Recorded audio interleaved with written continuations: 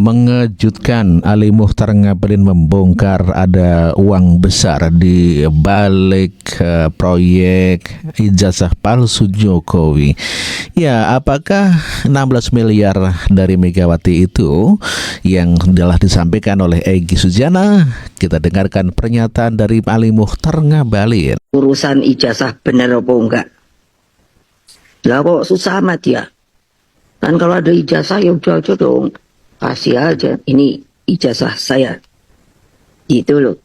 Himbauan dari Ibu Megawati yang bicara mengenai siapa yang bisa memperlihatkan atau menemukan atau membuktikan secara hukum tentunya ijazah palsunya Joko Widodo akan diberikan 16 miliar.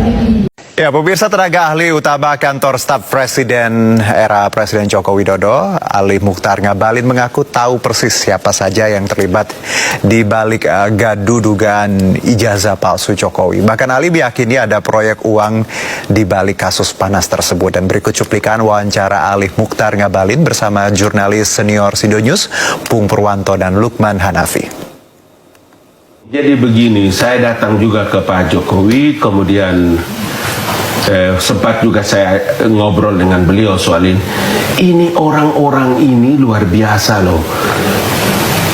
Dalam sejarah dunia, sejarah pemerintahan, sejarah politik di dunia, Jokowi itu wali kota 2 periode, gubernur, presiden 2 periode. Bagaimana bisa ada yang menuduh itu jadi ijazahnya ijazah palsu? Ini jadi orang itu harus beretika lah dalam hal cari makan, gitu loh. Jadi maksud apa orang itu gak tolong udah cari makan dengan gaya yang halalan dan toyibah. Masa cari makan dengan gaya menghujat dan mencaci maki orang itu di mana ceritanya? Loh, tapi orang top loh itu. Iya, kalau orang top, tapi kalau kan dua perbedaannya. Manusia itu dibekali dengan akal dan nafsu. Kalau akal lebih mendominasi nafsu, maka perilakunya menjadi perilaku malaikat. Kalau nafsu menguasai akal, maka perilaku itu perilaku setan, bejat. Mau ilmu mau pangkat gelar bertubi-tubi lagi. Jadi kelompok-kelompok itu termasuk kelompok yang mana dari dua itu? Sekarang kan bisa kita lihat. Kita to the point. Tidak ada ini judul to the point. To the point Jadi, aja. Jadi kalau dilihat dalam setiap statement, setiap apa yang disampaikan itu kan hanya segitu-gitu aja. Betul. Tidak berkembang. Iya kan? Tidak berkembang. Ukurannya gampang. Tinggal kita nilai. Media paling gampang menilai. Kalau orang sudah keluar hujatan, mencaci maki, tangkap, penjarakan, penipu, pembohong, makhluk apa ini namanya? Kayak bangsa ini tidak punya peradaban. Malu. Kita keluar negeri, waktu kasus Los Angeles terbakar, seakan-akan seluruh Amerika terbakar. Saya bikin, coba lihat VT saya, saya lagi berdiri loh di Hollywood ini, di tempat yang terbakar. Ini doang yang terbakar. Kenapa medsos Indonesia seakan-akan seperti Amerika dan Los Angeles itu terbakar? Jadi please, cari uang dengan cara yang beradab, cari uang dengan cara yang halal dan thayyibah. Jangan begitulah. Ini mantan petinggi republik, orang maju, bagus. Suka kesal nggak sih kalau ngelihat atau lihat media atau apa dengan orang-orang? Enggak, saya tahu loh. Ini saya tahu siapa yang berteriak di sini kan saya tahu. Siapa itu? Ya di depan mata itu kan saya tahu. Oh, si Anu dulu pernah datang sama saya. Kenapa Jokowi beginikan saya, Li? Oh, ini saya tahu semua saya lihat. Kok bagaimana? Yang mumpung ditutup poin siapa itu? Jadi saya juga paham semua. yang dibalik itu, kalau yang muncul di media kan kita tahu. Nah, yang dibalik itu makanya saya bilang tadi, siapa? Orang-orang ini kan cuma dihitung dengan jari saja, siapa gini. Hampir every day, setiap menit, setiap jam, setiap detik. Itu artinya berarti sebenarnya ada orang di balik mereka ini. Ini saya sudah tulis. Proyek ijazah palsu itu adalah proyek uang besar, bertahun-tahun. Berapa tahun coba itu? Indonesia urusan yang begitu kan sudah sangat profesional. Saya karena Ya Mas Lukmas Mapung ya, kan kita guru besar ini profesor bukan provokator ini. Jadi saya tidak bisa, saya hanya bisa berteriak di sini ya kalau diperlukan, kalau enggak saya nulis. Gitu, Makanya Bang. karena abang profesor, kami sini nanya ini to the point aja nih bang, siapa sih bang gitu loh. Kalau saya nggak tahu. Siapa itu yang sudah dilaporin ya, sudah mulai diperiksa kan? Kita tunggu aja nanti bagaimana. Saya juga berharap ini menjadi satu pelajaran penting. Orang seperti Presiden ke-7 Joko Widodo yang seumur saya ada di kantor Istana Kepresidenan, di kantor staf Presiden, tidak pernah sedikit pun pandangannya atau gesturnya yang marah, yang apa sama saya tidak pernah.